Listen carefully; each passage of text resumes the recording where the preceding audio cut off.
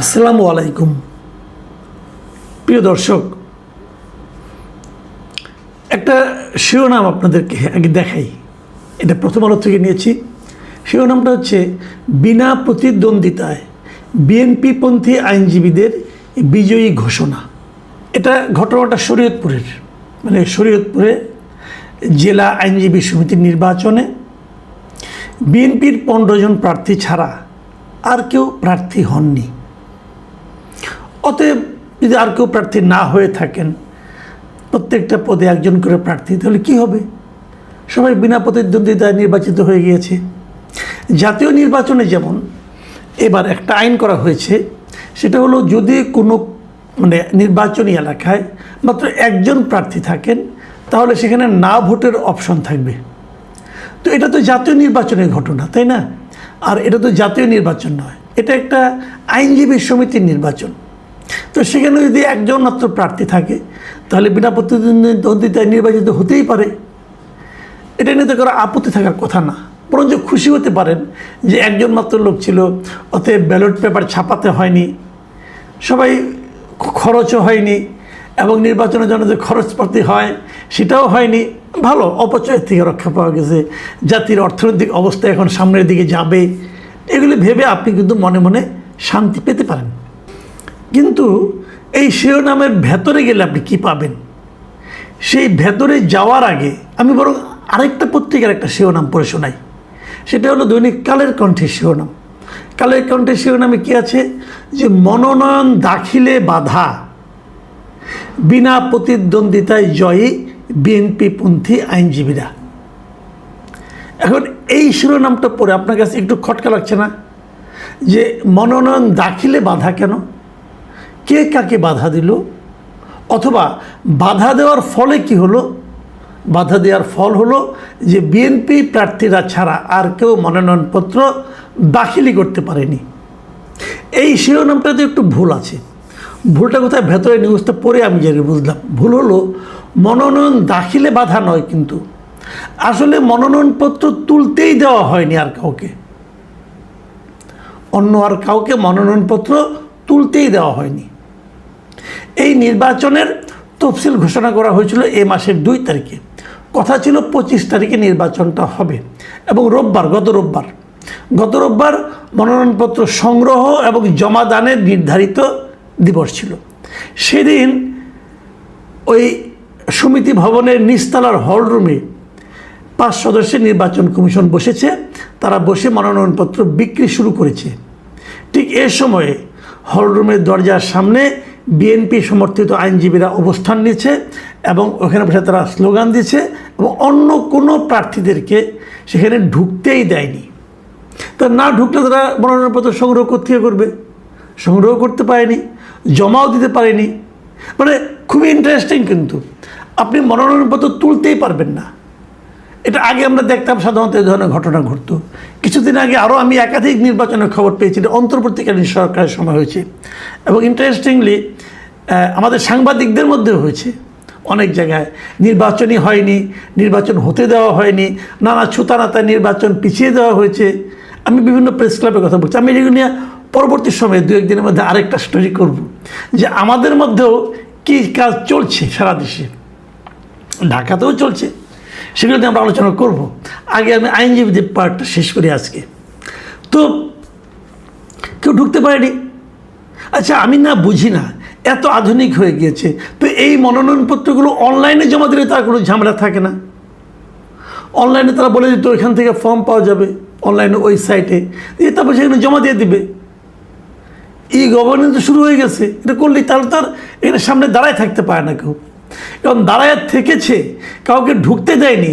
কিন্তু যখন অভিযোগ উঠেছে, তখন তারা আবার বলছে না, আমরা কোনো বাধা দেইনি, আসলে আমাদের প্রতি না তারা খুব শ্রদ্ধা দেখিয়েছে, আমাদের প্রতি শ্রদ্ধা দেখিয়ে তারা আর কেউ মনোনয়নপত্র নিতেই আসেনি। তারা ভেবেছে যে আমরা এত ভালো, এত যোগ্য, আমরা বিএনপি করি, আমাদের সরকার আছে, অতএব আমাদের চেয়ে যোগ্য আর কেউ থাকতে পারে না। এই যে মানসিকতাটা না, এটাকে কি বলে? এটা কি গণতন্ত্র বলে? অথচ আমরা কিন্তু এই গণতন্ত্রের জন্য অনেক দিন ধরে আন্দোলন করছি। এই বিএনপি একটা সঠিক ভোটের জন্য কতদিন ধরে আহাজারি করেছে, আন্দোলন করেছে। আর সেই বিএনপি যখন ক্ষমতায় এলো, আসার পর ওনার ক্ষমতার দাপট দেখিয়ে ওনার দলের সমর্থক হিসেবে পরিচিত বিভিন্ন ব্যক্তি, বিভিন্ন পেশাজীবী সংগঠন, তারা অন্য কাউকে নির্বাচনই করতে দিচ্ছে না, নির্বাচনে আসতেই দিচ্ছে না, এবং তারা নিজেরা বিনা প্রতিদ্বন্দ্বিতায় নির্বাচিত হয়ে যাচ্ছে। শরীয়তপুরে এই ঘটনা কিন্তু নতুন না। গত বছরও ফেব্রুয়ারি মাসে এক নির্বাচন হয়েছিল 2025 সালে এই শরীয়তপুরেই। সেবারও তারা আওয়ামী লীগের যারা প্রার্থী ছিল তাদেরকে, মানে যারা প্রার্থী হতে চেয়েছিল তাদেরকে মেরে পিটে বের করে দিয়েছে, কাউকে মনোনয়নপত্র জমা দিতে দেয় নাই, নিজেরা তারা বিনা প্রতিদ্বন্দ্বিতায় নির্বাচিত হয়ে গেছে, কোনো ইলেকশনও হয়নি। মোটামুটি শরীয়তপুরের মাটিতে এগুলি ঘটে যে আমাদের এরকম ইলেকশন হবে না। ইলেকশন হলে তো সমস্যা, কারণ ইলেকশন হলেই তো মনে করেন মনোমালিন্য হতে পারে। একজনের সঙ্গে একজন আপনার পাশে বসে সে কাজ করে, সেও তো ইলেকশন করবে, তার সঙ্গে আপনার একটা মনোমালিন্য হবে। দরকারটা কি? আমরা শান্তির সুশীতল পরিবেশ বজায় রাখবো, আমরা ইলেকশন করব, আর কাউকে মনোনয়নপত্র জমাও দিতে দেবো না, কোনো ব্যালট পেপার ছাপতে হবে না, কোনো খরচ হবে না, কোনো হইচই হবে না। কি শান্তিপূর্ণ নির্বাচন! এমন শান্তিপূর্ণ নির্বাচন কিন্তু আওয়ামী লীগ করেছিল 2014 সালে। সেটা নিয়ে কিন্তু আমরা অনেক আন্দোলন করেছি, অনেক ছি করেছি। তো আমরা কি শরীয়তপুরের এই আইনজীবীদের ব্যাপারে একটু ছি করতে পারবো? মনে হয় পারবো না, তাহলে অন্যায় হয়ে যেতে পারে। আমি বিএনপিকে বলি, ভাই এরা তো আপনাদেরই লোক, গত বছরও করেছে, এই বছরও করলো, পরপর দুবার করলো, আপনারা কিছু বলেননি। কেন বলেননি? তার মানে আপনারাও চেয়েছেন এভাবেই চলুক। বিভিন্ন পেশাজীবী সংগঠনে হয়তো আমাদেরকে এই দৃশ্যই আগামী দিনগুলিতে দেখতে হবে। আমরা জানি না কেন দেখতে হবে, আমরা বুঝতেই পারি না যে একটা সরকার যখন আসে সে কি কেবল দেশ চালানোর জন্য কেবল ওই সচিবালয়ে থাকবে, নাকি তার যারা অনুসারী সবার মধ্যেই তাদের মনোভাবে প্রতিফলন ঘটবে? হয়তো ঘটেছে, হয়তো শরীয়তপুরে যেটা করেছে এরা, এটাই হয়তো আমাদের সেন্ট্রালে বিএনপি ভাবছে এভাবে। আমরা জানি না 5 বছর পর নির্বাচনে এভাবে হবে কিনা, অন্য কেউ মনোনয়নপত্র সংগ্রহ করতে পারবে কিনা, অন্য কেউ মনোনয়নপত্র জমা দিতে পারবে কিনা, আমরা তো জানি না। কারণ এটাকে তো বিএনপি মেনে নিচ্ছে। বিএনপি তো তার দলের, তার আইনজীবী যারা ফোরাম আছে তাদেরকে কিছু বলছে না। দেখুন এইবার শরীয়তপুরে যে ঘটনাটা ঘটেছে, এটা কিন্তু বিএনপির মধ্যে ওরা এই প্যানেলের বাইরে থেকে কাউকে দিতে দেবে না। তার প্রমাণটা হলো কি, ওখানে বিএনপিরই একজন এই জাতীয়তাবাদী আইনজীবী ফোরামের সাবেক সভাপতি, উনি একজন প্রবীণ আইনজীবী, মিস্টার মুসলিম উদ্দিন খান, উনি নিজেই গিয়েছিলেন মনোনয়নপত্র সংগ্রহ করতে, ওনাকেও সংগ্রহ করতে দেওয়া হয়নি।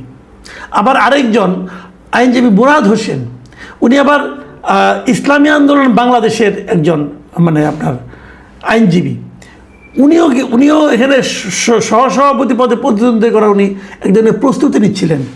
ওনার রুমে যেয়ে ওনাকে মারধর করেছেন, এমন ঘটনা কিন্তু ঘটেছে। এবং সে মারধরের অভিযোগটা কার বিরুদ্ধে? এই নির্বাচন কমিশনে একজন আছে রুবায়েত আনোয়ার, তার বিরুদ্ধে অভিযোগ। এবং রুবায়েত আনোয়ারটাকে উনি হলেন গিয়া এই মুরাদ হোসেনের ভগ্নিপতি, তাকে মারধর করেছে। তো এইগুলো আমরা কিন্তু দেখছি ভাই।